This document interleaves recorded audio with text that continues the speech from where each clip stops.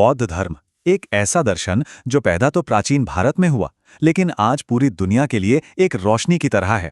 आज हम इसी की कहानी को समझेंगे।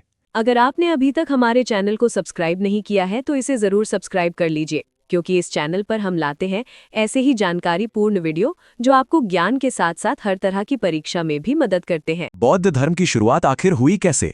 चलिए समझते हैं इस ऐतिहासिक क्षण को। तो बात है 6वीं शताब्दी ईसा पूर्व की, यानी आज से लगभग 2600 साल पहले की। और जगह थी प्राचीन भारत, जहां एक नए वैश्विक दर्शन ने जन्म लिया। ये सिर्फ एक धर्म नहीं, बल्कि उससे कहीं ज्यादा एक गहरी दार्शनिक परंपरा थी। लेकिन बात बस इतनी ही नहीं थी। इतिहासकारों के लिए ये एक बहुत बड़ा मोड़ था। पता है, इस दौर को जल विभाजक क्षण या वाटरशेड मोमेंट भी कहते हैं। इसका मतलब है एक ऐसा मोड़ जहां से इतिहास की धारा ही बदल गई। तो सवाल उठता है, इस मोड़ का असल संदर्भ क्या था? तो ये सब हो रहा था उत्तरी भारत में, और वो भी खास तौर पर गंगा यमुना दोआब के ऊपरी इलाकों में। और ठीक उसी समय आर्य संस्कृति अपने चरम पर पहुंच चुकी थी। तो देखिए, सही समय, सही जगह और बिल्कुल सही सामाजिक सांस्कृतिक माहौल। और बस इन्हीं हालातों के बीच बौद्ध धर्म का उदय हुआ। आइए देखें कैसे दो महान धर्म एक साथ तो उभरे, पर उनके रास्ते एकदम अलग हो गए। इसका जवाब छिपा है उस दौर के समाज में, जो एक बड़े बदलाव से गुजर रहा था। असल में दोनों धर्मों की जड़ें उस सामाजिक बेचैनी में थीं जो वैदिक व्यवस्था के खिलाफ थीं। मतलब वर्ण व्यवस्था जो जन्म के आधार पर ही किसी का समाज में स्थान और काम तय कर देती थी। और ये जो जन्म आधारित सिस्टम था, जिसे बदला नहीं जा सकता था, इसी से लोगों में गुस्सा था। और ठीक इसी समय गंगा के मैदानी इलाकों में आर्थिक बदलाव एक नई शक्ति को जन्म दे रहे थे। खेती और व्यापार बढ़ा, और इसी के साथ एक नया प्रभावशाली व्यापारी वर्ग यानी वैश्य वर्ग सामने आया। अब ये नया वर्ग ऐसे धर्मों की तरफ खिंचा जो जन्म से ज्यादा कर्म को महत्व देते थे। सिर्फ यही नहीं, उस समय के धार्मिक रीति रिवाजों को लेकर भी लोगों में काफी नाराजगी थी। देखिए, वैदिक यज्ञ बहुत खर्चीले थे, और पशु बलि जैसी प्रथाओं से भी कई लोग सहमत नहीं थे। तो लोग अब ऐसे रास्ते खोज रहे थे जो सबके लिए हों, सिर्फ कुछ खास लोगों के लिए नहीं।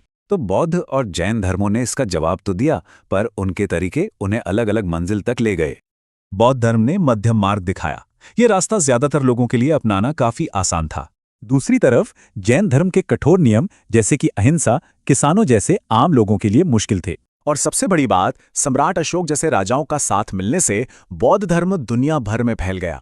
ये कहानी है एक बड़े बदलाव की, जो एक महल की दीवारों के अंदर शुरू हुई। तो चलिए शुरू करते हैं। कहानी शुरू होती है लुम्बिनी, नेपाल में करीब 567 ईसा पूर्व राजकुमार सिद्धार्थ गौतम के जन्म के साथ। वो एक शाही परिवार में पैदा हुए थे। पिता शाक्य वंश के प्रमुख थे और माँ एक राजकुमारी। फिर 29 साल की उम्र में सिद्धार्थ पहली बार महल से बाहर निकले, और जो देखा उसने सब बदल दिया। सबसे पहले उन्होंने बुढ़ापे की हकीकत देखी, जिसका उन्हें कोई अंदाजा नहीं था। फिर उन्होंने एक बीमार इंसान को देखा, और इंसानी जिंदगी का एक और सच सामने आया।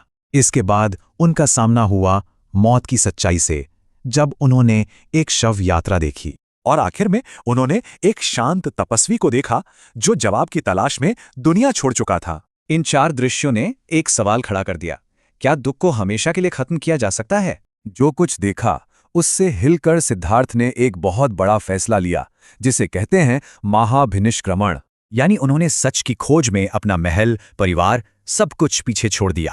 पूरे 7 साल तक वो भटकते रहे, सीखते रहे और कठोर तपस्या करते रहे जवाब ढूंढने के लिए। और फिर उनकी ये अथक खोज एक ऐसे पल पर खत्म हुई जिसने दुनिया को बदल दिया। देखिए, यहां उनकी पूरी यात्रा दिखती है, जन्म से लेकर बुद्ध बनने तक का पूरा सफर।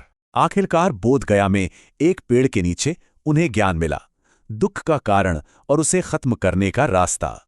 उस पल से वो सिद्धार्थ नहीं रहे, वो बुद्ध बन गए। मतलब जो जाग गया हो। बुद्ध ने अपनी बाकी की जिंदगी अपना ज्ञान हर किसी के साथ बांटने में लगा दी। सारनाथ में दिए उनके पहले उपदेश ने, यानी धर्मचक्र प्रवर्तन ने, धर्म के पहिए को घुमा दिया। और अगले 40 सालों तक वो घूम घूम कर अपने दर्शन यानी धम्म की शिक्षा देते रहे, क्योंकि उनका मानना था कि ज्ञान का रास्ता अमीर, गरीब, ऊंच नीच हर किसी के लिए खुला है। कुशीनगर में उनकी यात्रा तो खत्म हुई, पर उनकी शिक्षाओं ने लाखों लोगों को एक नई राह दिखाई। ये एक बड़ा सवाल छोड़ जाता है कि कैसे एक इंसान का जागरण लाखों लोगों का रास्ता बन सकता है। जीवन में जो ये एक खालीपन या असंतोष है, इसका कारण क्या है? चलिए बौद्ध धर्म के नजरिए से इसे समझते हैं। असल में बौद्ध धर्म इसी बड़े सवाल का एक बहुत ही प्रैक्टिकल जवाब देता है। बौद्ध धर्म का नजरिया बिल्कुल एक डॉक्टर जैसा है। वो पहले समस्या को समझता है, फिर उसका निदान करता है। और इस पूरे इलाज की नींव है 4 आर्य सत्य, यानी लक्षण, वजह, इलाज और उसका तरीका। तो पहला सत्य है दुख। सीधी सी बात है, जीवन में तकलीफ और असंतोष तो रहेगा ही। ये दुख आता है जन्म, बुढ़ापे, बीमारी और मौत जैसी जीवन की सच्ची रियलिटी से। ठीक है, दुख तो है, पर इसकी जड़ क्या है? दूसरा सत्य, समुदय, इसी जड़ का पता लगाता है। और वो जड़ है तृष्णा, मतलब चीजों के लिए हमारी जो कभी न खत्म होने वाली इच्छा या प्यास है। पर सबसे जरूरी बात, इस दुख को खत्म किया जा सकता है। यही है तीसरा सत्य, निरोध। कैसे? जब हम इस इच्छा और लगाव को पूरी तरह छोड़ देते हैं तो दुख भी अपने आप खत्म हो जाता है। मुक्ति की इसी हालत को निर्वाण कहते हैं। याद रखिए, ये कोई जगह नहीं बल्कि एक अनुभव है। लेकिन निर्वाण को समझने के लिए मैं यानी स्वयं के आइडिया को समझना होगा। यही बात आती है अनात्म की। देखिए, बौद्ध धर्म आत्मन के विचार को नहीं मानता। मतलब कोई एक परमानेंट आत्मा नहीं होती। तो फिर मैं क्या है? बस लगातार बदल रहे विचारों और भावनाओं का एक जोड़, जिसे हम गलती से एक मान लेते हैं। तो सवाल वही है, इस मुक्ति तक पहुंचे कैसे? यहीं आता है चौथा और आखिरी आर्य सत्य, और वो है मार्ग, यानी दुखों को खत्म करने का पूरा प्रैक्टिकल रास्ता, एक तरह का नुस्खा। इस पूरे गाइड को आर्य अष्टांगिक मार्ग या द नोबल 8-fold पाथ कहा जाता है। जीवन के दुखों से हमेशा के लिए छुटकारा कैसे मिले? चलिए बुद्ध की शिक्षाओं को समझते हैं। बुद्ध ने इसी सबसे बड़े सवाल का जवाब खोजा, आखिर जीवन से दुख खत्म कैसे हो? और इसका जवाब मिला 8 सिद्धांतों वाले एक रास्ते में, जिसे कहते हैं अष्टांगिक मार्ग। ये 8 सिद्धांत असल में 3 हिस्सों में बटे हैं, ज्ञान, आचरण और एकाग्रता। तो चलिए शुरू करते हैं पहले भाग से। ये ज्ञान और सही इरादे के बारे में है। मतलब चीजों को वैसे ही देखना जैसी वो हैं और दुख के असली स्वभाव को समझना, यानी खुद को नैतिक और मानसिक रूप से बेहतर बनाने का पक्का इरादा करना। अब आते हैं दूसरे भाग पर। यह हमारे रोज के कामों और नैतिक आचरण से जुड़ा है। मतलब झूठ, चुगली, कड़वी बातें और फालतू की गपशप, इन सब से बचना है। और हाँ, ऐसे कामों से दूर रहना जो नुकसान पहुंचाएं, जैसे हत्या, चोरी या कोई भी गलत काम। इसका मतलब है कि अपनी रोजी रोटी ऐसे काम से कमाना जिससे किसी का बुरा न हो। तो कुल मिलाकर ये आचार संहिता रोजमर्रा की जिंदगी के लिए एक गाइड की तरह है। और अब तीसरा और आखिरी भाग, जो मन के अनुशासन और विकास पर केंद्रित है। इसका मतलब है बुरी सोच को रोकना और अच्छी सोच को बढ़ावा देने की लगातार कोशिश करना। यानी अपने शरीर, अपनी भावनाओं और विचारों को लेकर हर पल जागरूक रहना। ये मन को एक जगह टिकाने का अभ्यास है, जिससे गहरी शांति का अनुभव होता है। इस मार्ग के अलावा भी कुछ खास बातें हैं, जैसे कि मध्यम मार्ग का कंसेप्ट। मध्यम मार्ग का मतलब है दोनों एक्सट्रीम्स से बचना, न बहुत ज्यादा ऐशो आराम, न कठोर तपस्या। और ईश्वर के बारे में बौद्ध धर्म का मानना है कि ये विचार इंसान के मन की ही उपज है। तो बात साफ है, ये दर्शन किसी भगवान या अमर आत्मा के अस्तित्व को नहीं मानता। तो सवाल ये उठता है कि आज की जिंदगी में ये सिद्धांत कितने काम के हैं? चलिए जानते हैं कि कैसे एक साधारण सा विचार भारत से निकलकर एक विश्व धर्म बन गया। तो सवाल ये है कि आखिर कैसे एक विचार ने पूरी दुनिया जीत ली। इसकी कहानी में 2 बहुत बड़े टर्निंग पॉइंट्स हैं। उस समय भारतीय समाज एक बहुत ही कठोर जाति व्यवस्था में बटा हुआ था। बौद्ध धर्म ने इस सोच को चुनौती दी, कहा कि इंसान की कीमत जन्म से नहीं, उसके कर्मों से तय होती है। समानता का ये संदेश वैश्य और शूद्र जैसे समुदायों को बहुत पसंद आया। इसके पीछे 3 बड़ी वजहें थीं, जिन्होंने इसे आम लोगों तक पहुंचाया।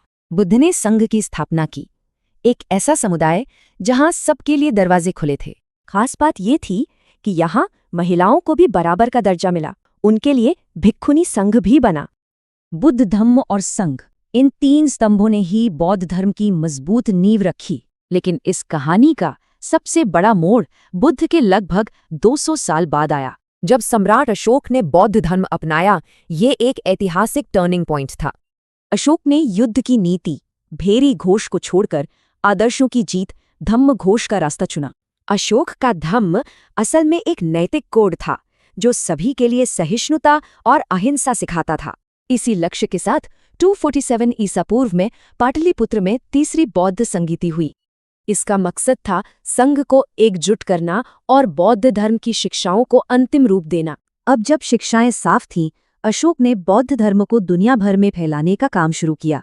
उन्होंने अपने दूत मध्य एशिया, पश्चिम एशिया और यहाँ तक कि श्रीलंका तक भेजे।